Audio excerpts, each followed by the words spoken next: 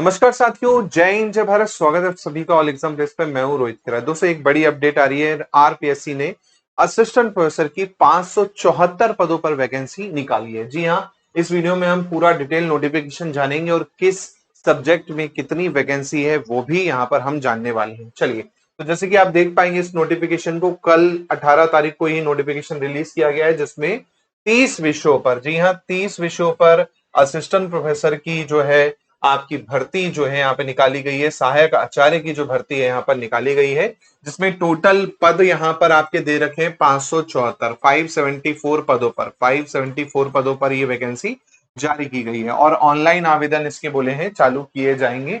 और उक्त पदों हेतु पूर्व में आवेदित अभ्यर्थियों को नए सिरे से आवेदन करना अनिवार्य है, ये कहा गया है इसमें। और कौन कौन से सब्जेक्ट में यहाँ पर वैकेंसी है तो ये आप देख पाएंगे। सबसे पहले हिंदी यहाँ पर सब्जेक्ट आपको दिख रहा होगा। हिंदी में टोटल वैकेंसी 58 है ना। 58 वैकेंसी हिंदी में है, जिसमें 17 वैकेंसी यूआर की है। इंग्लिश में यहाँ पर 21 वैकेंसी है। संस्कृत में 26 वैकेंसी है ना। उर्दू में यहाँ पर 8 वैकेंसी है ना। इसके अलावा यहाँ पर पर्शियन में 1 वैकेंसी है। बॉटनी में यहाँ पर 42 वैकेंसी है। 42 वैकेंसी बॉटनी में है। केमिस्ट्री में 55 वैकेंसी है। मैथ्स में 24 वैकेंसी है। फिजिक्स में 11 वैकेंसी है। जूलॉजी में 38 वैकेंसी यहाँ पर आपको देखने को मिल रही है। इसके अलावा आपका एबीएसटी हो गया, ईएएफएम हो गया, और इकोनॉमिक्स में 23 वैकेंसी यहाँ पर है। स्टैटिक्स में 1 पद है। ज्योग्राफी में यहाँ पर अच्छे पद है, 60 पदों पर आई है। ज्योग्राफी में 60 पद है ज्योग्राफी में। इसी के साथ साथ हिस्ट्री में 31 पद है। होम साइंस में 12 पदों पर है। सोशियोलॉजी में 24 पदों पर है। फिलोसॉफी में 7 पदों पर है। पॉलिटिकल साइंस में भी अच्छी है, 52 पदों पर वैकेंसी है। पब्लिक एड में 6 पदों पर है। साइकोलॉजी में 7 पदों पर है। ऐसे ही आपका गारमेंट प्रोडक्शन पे 1 पद पे, ड्राइंग में 8 पद है, टेक्सटाइल में 2 पद यहाँ पर आपके दे रखे हैं। म्यूजिक वोकल में 6 पद है, इंस्ट्रूमेंट में 4 है, और डांस में 1 पद यहाँ पर दे रखा है। ठीक है, तो ये तो टोटल वैकेंसी का डिटेल हो गया है ना। आप इसमें कैटेगरी वाइज दे सकते हैं, लेकिन जो दूसरे राज्यों से हैं, जैसे हमारे एमपी से हैं, यूपी से हैं, बिहार से कई छात्र हैं, तो वो यूआर में ही यहाँ पर क्या कर पाएंगे, अप्लाई कर पाएंगे, है ना। ये आप ध्यान रखिएगा, आपका आरक्षण जो है काम नहीं आएगा यहाँ पर अगर आप दूसरे राज्य के हैं। योग्यता की बात करें तो योग्यता में आप देखेंगे क्या दे रखा है। मिनिमम मास्टर्स होनी चाहिए 55% के साथ में। जी हाँ, 55% के साथ में आपकी मास्टर डिग्री होनी चाहिए। इन केस कोई भी वो हो, साथ में आपका क्या है, नेट क्वालिफाई होना चाहिए आपका। या तो नेट क्वालिफाई होना चाहिए, या तो आपका सेट क्वालिफाई होना चाहिए, या तो आपका पीएचडी डिग्री होनी चाहिए। तो नेट, सेट या फिर आपका पीएचडी, इनमें से कोई एक चीज भी है आपके पास में, तो आप यहां पर क्या कर पाएंगे, अप्लाई कर पाएंगे। इसके अलावा आप देखेंगे और यहां पर क्या मेंशन कर रखा है नोटिफिकेशन में, पूरा हम डिटेल में देखते हैं।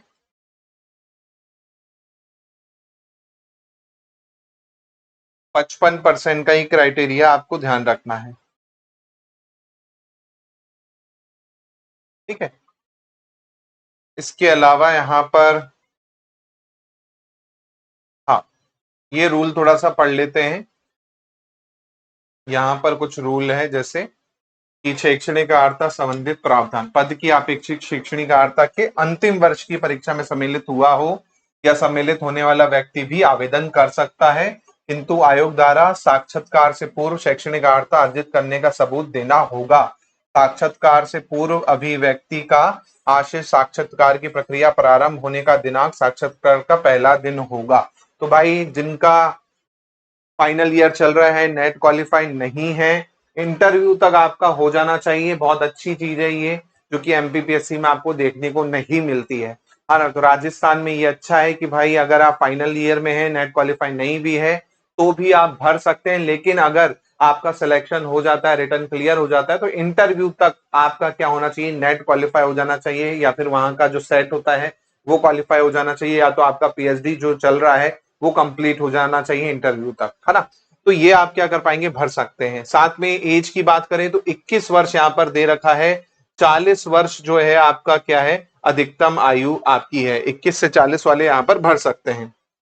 उसके बाद आपका छूट भी दे रखी है, जो राजस्थान से आते हैं, है ना, कैटेगरी के वाले, उनके लिए यहाँ पर 5 वर्षों की छूट है ना।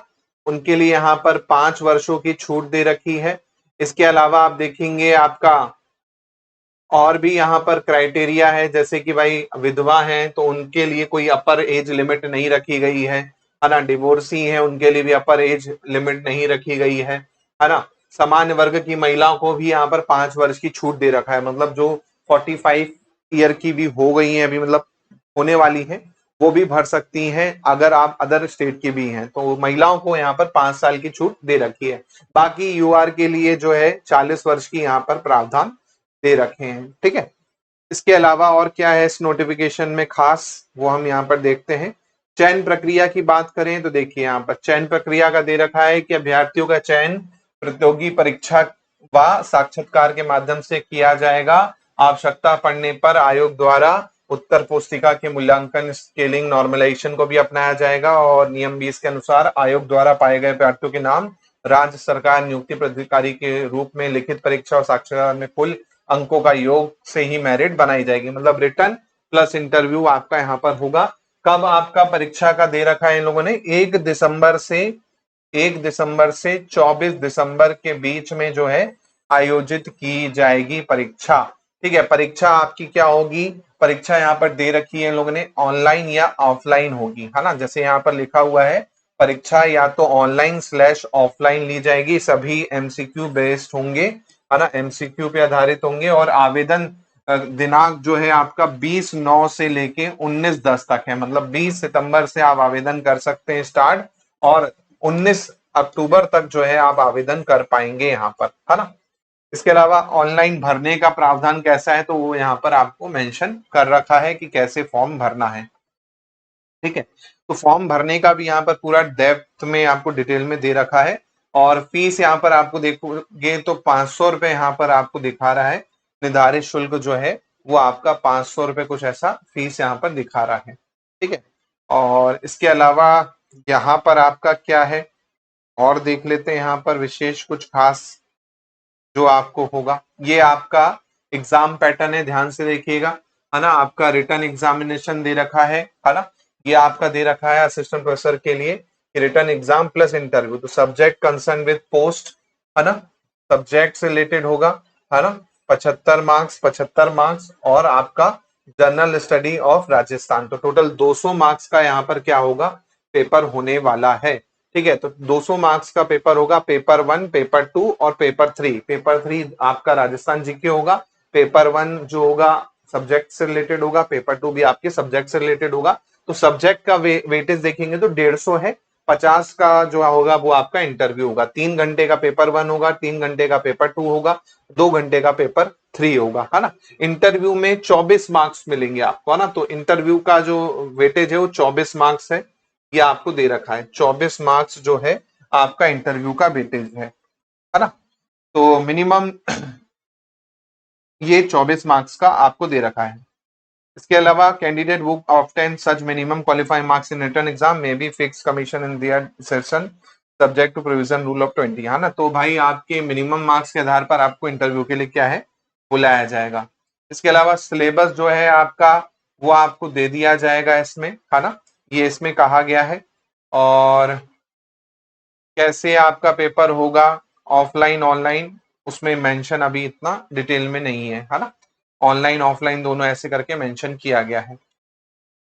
इसके अलावा और यहाँ पर क्या दे रखा है इस नोटिफिकेशन में जल्दी से देख लेते हैं, ताकि आपको पूरा नोटिफिकेशन के बारे में मैं एक बार डिटेल में चर्चा करवा सकूं।